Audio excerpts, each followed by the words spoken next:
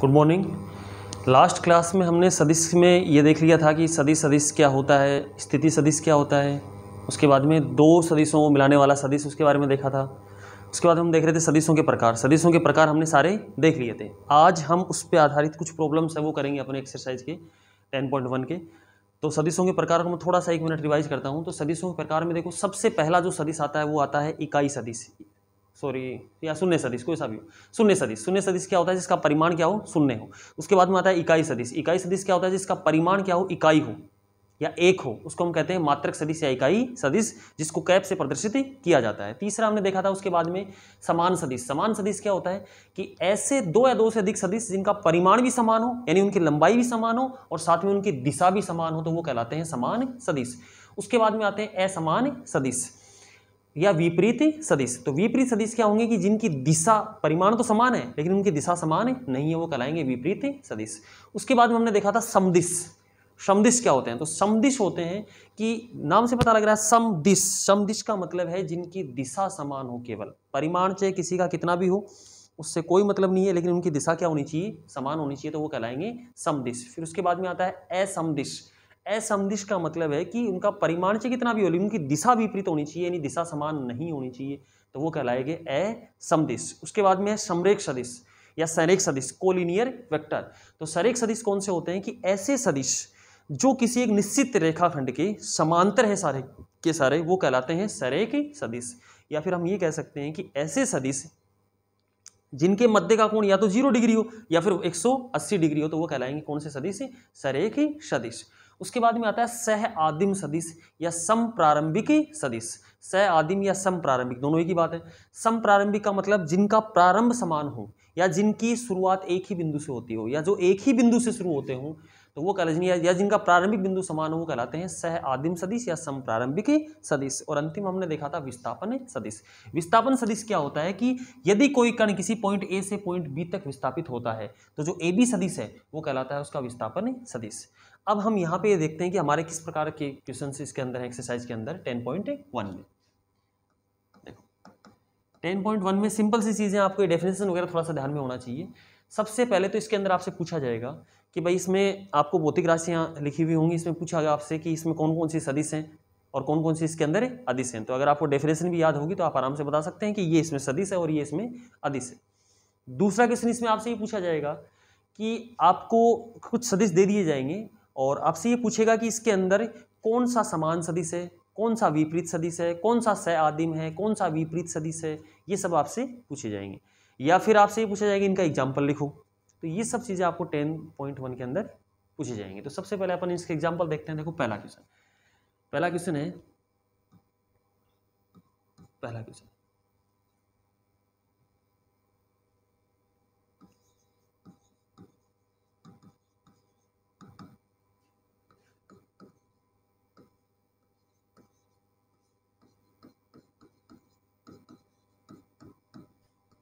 निम्न राशियों में सदिश तथा अदिश की पहचान कीजिए।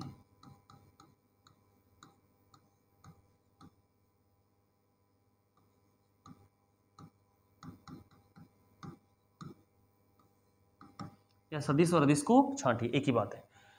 तो आपको जैसे राशियां लिख के दे दी जाए, पहली राशि है आपके पास बल, दूसरी है विस्थापन,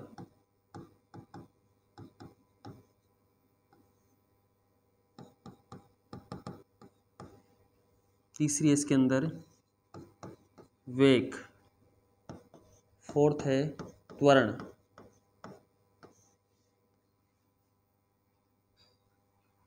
फिफ्थ है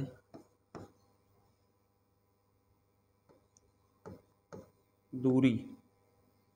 अब कुछ राशियां लिख देता हूं मैं, उसके बाद में आगे है 40 किलोमीटर, उसके बाद में 20 किलोमीटर उत्तर, उसके बाद में 40 किलोग्राम,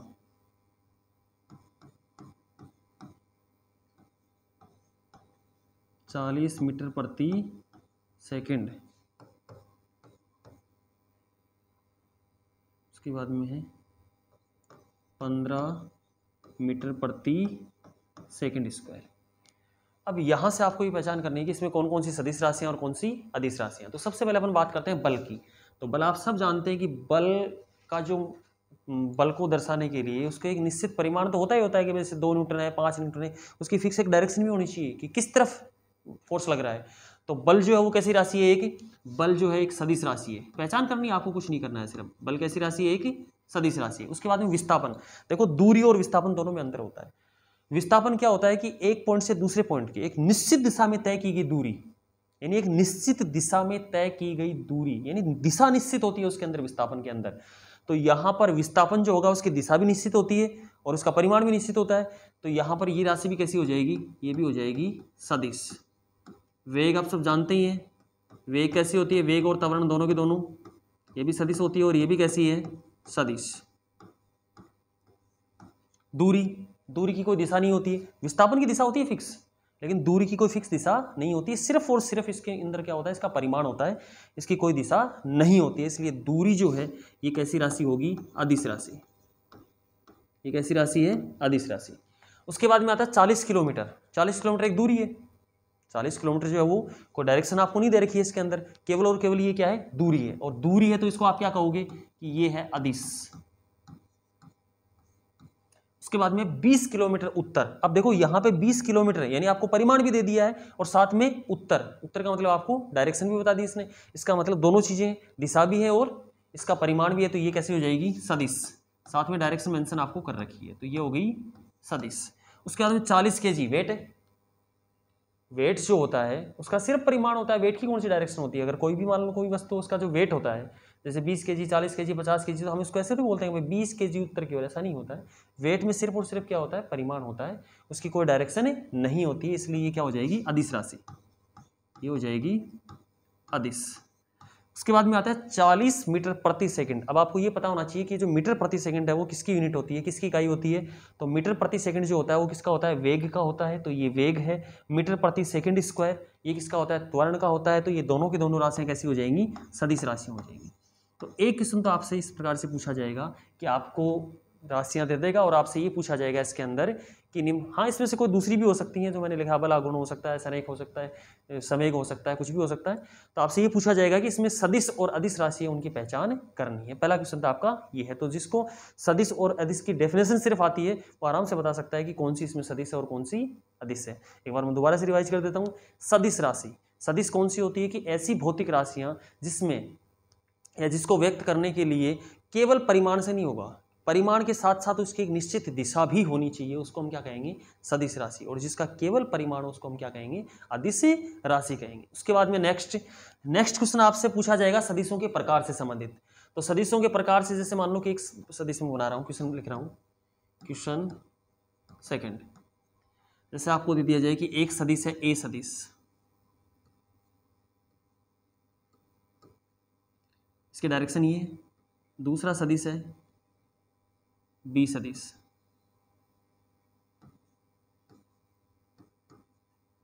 तीसरा सदिश है सी सदिश और चौथा सदिश है ये है डी सदिश। ये 4 सदिश है। अब इन चारों सदिशों में आपको ये बताना है कि निम्न में से प्रकार, सदिशों के प्रकार से संबंधित आपसे पूछा जाएगा कि इन निम्न में से एक तो समान सदिश कौन से हैं,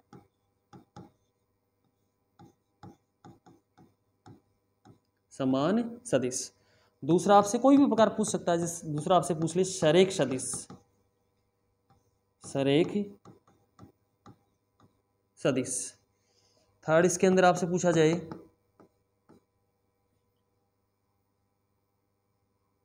समदिश सदिश, समदिश सदिश। फोर्थ आपसे पूछ लिया जाए सह आदिम सदिश,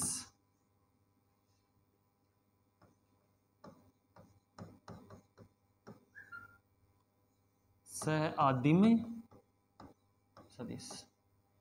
और भी पूछ सकता है आपसे, असमदिश पूछ सकता है, ये समान है विपरीत आपसे पूछ सकता है। तो अगर आपसे पूछा जाए कि इसमें कौन कौन से सदिश हैं, वो समान सदिश हैं, कौन से सरेख हैं, कौन से समदिश सदिश हैं और कौन से सह आदि में सदिश हैं, तो सबसे पहले अपन बात करते हैं समान सदिश। तो आपको पता होना चाहिए भाई समान सदिश क्या होता है। क्या होते हैं समान सदिश? कि ऐसे सदिश जिनका परिमाण भी समान हो और उनकी दिशा भी क्या हो, समान हो, वो कहलाएंगे समान सदिश। तो यहाँ पर अगर अपन देखें तो देखो, अगर हम बात करें किसकी, डी और बी की, तो डी सदिश और बी सदिश इन दोनों का जो परिमाण है वो भी क्या है, समान है। और साथ में देखो डी की डायरेक्शन भी यही है और बी की डायरेक्शन भी यही है। तो ये दोनों के दोनों सदिश कैसे हो जाएंगे, तो बी सदिश और डी सदिश, बी सदिश और डी सदिश, ये दोनों के दोनों कैसे हो जाएंगे, समान सदिश हो जाएंगे। देखो दोनों का डायरेक्शन सेम है, डी सदिश और आमने सामने है तो बराबर है आपस में, इसका मतलब इनकी लेंथ भी बराबर है, इनकी लंबाई भी क्या है, बराबर है, लंबाई भी बराबर है और उसके बाद में इनकी डायरेक्शन भी सेम है। अगर हम ए और सी की बात करें तो ए और सी का परिमाण तो समान है। देखो ए और सी जो है इसका परिमाण समान है, लेकिन इनकी डायरेक्शन जो है वो अपोजिट है। ए की डायरेक्शन इस तरफ है और सी की डायरेक्शन इस तरफ है, तो ये कहलाएंगे विपरीत सदिश। ये कैसे कहलाएंगे, विपरीत सदिश, और कोई सा इसके अंदर है नहीं। उसके बाद में आता है सरेख सदिश। तो सरेख सदिश का एग्जांपल अपने को देखना है। तो सरेख सदिश पहले तो आपको ये पता होना चाहिए क्या होता है भाई। तो सरेख सदिश क्या होता है, इसकी डेफिनेशन मैंने आपको बताई थी लास्ट क्लास के अंदर, कि ऐसे सदिश जो किसी निश्चित रेखा के समांतर हो, या तो ऐसे कह सकते हैं अपन कि ऐसे सदिश जो किसी निश्चित रेखा के समांतर वो सारे के सारे क्या कहलाते हैं, सरेख सदिश कहलाते हैं। या फिर हम ये कह सकते हैं कि ऐसे सदिश जिनके मध्य का कोण या तो 0 डिग्री हो या फिर 180 डिग्री हो, तो वो क्या कहलाएंगे, सरेख सदिश। यानी सरेख सदिश से न तो आपको परिमाण से मतलब है, न आपको डायरेक्शन से मतलब है। डायरेक्शन चाहे अपोजिट है चाहे सेम है, उससे कोई मतलब आपको नहीं है। परिमाण चाहे किसी का कितना भी, उससे कोई फर्क नहीं पड़ेगा। सिर्फ आपको ये देखना है कि समांतर है कि नहीं, बस इतना देखना है। तो समांतर तो देखो आप ये कहोगे ए और सी, तो ये भी समांतर है, डायरेक्शन से मतलब ही नहीं है सरेख में। तो ए और सी भी सरेख है और बी और डी भी सरेख है। इसका मतलब ये दोनों के दोनों पेड़ ही क्या है, सरेख हैं। तो सरेख में आप क्या कह सकते हैं, सरेख में आप कहोगे कि ए सदिश और सी सदिश, ये दोनों के दोनों भी क्या है, सरेख हैं। और दूसरा इसके अंदर उसके बाद में डी सदिश और बी सदिश, ये भी क्या है, सरेख है। देखो ये भी पैरेलल है दोनों और ये भी क्या है, एक दूसरे के समांतर है, तो ये भी सरेख है और ये भी सरेख। उसके बाद में आता है समदिश सदिश। समदिश का मतलब नाम से पता लग रहा है, समदिश यानी दिशा क्या होनी चाहिए, समान होनी चाहिए। तो दिशा समान अगर होगी तो इसमें ये देखना है कि सिर्फ देखो समदिश का मतलब परिमाण से नहीं है, समान सदिश का मतलब होता है कि परिमाण भी समान होना चाहिए और दिशा भी क्या होनी चाहिए, समान होना चाहिए। और समदिश का मतलब समदिश, सम का मतलब समान, दिश का मतलब दिशा, केवल और केवल दिशा क्या होनी चाहिए, समान होनी चाहिए। तो यहाँ पे आपको केवल वो वेक्टर देखने हैं जिनकी दिशा क्या है, समान है। तो यहाँ पर दिशा समान तो साफ साफ दिख रहा है, ए और सी की तो नहीं है, अपोजिट डायरेक्शन है ये, तो आपको दिख रही है डी और बी। देखो डी की डायरेक्शन नीचे की ओर है, बी की डायरेक्शन नीचे की ओर है, तो यहाँ पर इन दोनों की डायरेक्शन सेम है, हमें परिमाण से कोई मतलब नहीं है, समदिश में दिशा से मतलब है। तो समदिश सदिश कौन से हो जाएंगे बताओ, डी और बी सदिश। तो डी सदिश और बी सदिश ये दोनों के दोनों कैसे हो जाएंगे, समदिश सदिश। उसके बाद में आते हैं सह आदिम सदिश। अब देखो डेफिनेशन तो आपको ध्यान में रखनी पड़ेगी, ये होते क्या है। तो सह आदिम या इसी का दूसरा नाम क्या है, इसका दूसरा नाम है समप्रारंभिक सदिश। सह आदिम का मतलब होता है कि ऐसे सदिश जिनका प्रारंभिक बिंदु समान हो, इनका प्रारंभिक बिंदु क्या हो, समान हो, वो क्या कहलाएंगे, सह आदिम सदिश। तो यहाँ पर अगर अपन देखें तो देखो किस किस के प्रारंभिक बिंदु समान है। अगर हम यहाँ पे इस पॉइंट को आप देखोगे, इस पॉइंट को, तो ये डी सदिश भी उसी पॉइंट से आ रहा है और ए सदिश जो है वो भी उसी पॉइंट से आ रहा है, दोनों सेम पॉइंट से आ रहे हैं। डी सदिश और ए सदिश दोनों सेम पॉइंट से आ रहे हैं, इसका मतलब ये दोनों के दोनों क्या होंगे, सह आदिम सदिश होंगे, क्योंकि इनका प्रारंभिक बिंदु देखो वहीं से ए सदिश शुरू हो रहा है और वहीं से क्या शुरू हो रहा है, डी सदिश, तो ये कहलाएंगे सह आदिम सदिश। तो ए सदिश और उसके बाद में है डी सदिश, ये दोनों के दोनों कैसे हैं, सह आदिम। अगर और भी कोई सा आपको दिखता है तो आप देख लीजिए। अगर हम यहां से बात करें तो नहीं है भाई, ये जो पॉइंट है वो ए का तो एंड पॉइंट है, लास्ट पॉइंट है, और बी का ये है प्रारंभिक बिंदु है, स्टार्टिंग पॉइंट है, तो ये भी नहीं हो सकता।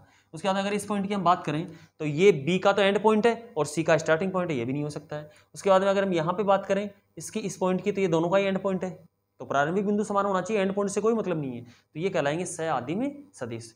तो ये आपकी 10.1 की एक्सरसाइज है। और उसके बाद में नेक्स्ट क्लास में हम देखेंगे आगे इसके जो सदिशों के प्रकार हमने देख लिए हैं, सदिशों प्रकार के बाद में परिमाण वगैरह भी देख लिया, फिर आगे देखेंगे इनका जो संयोजन है, योग है, जो भी है, वो नेक्स्ट क्लास देखेंगे।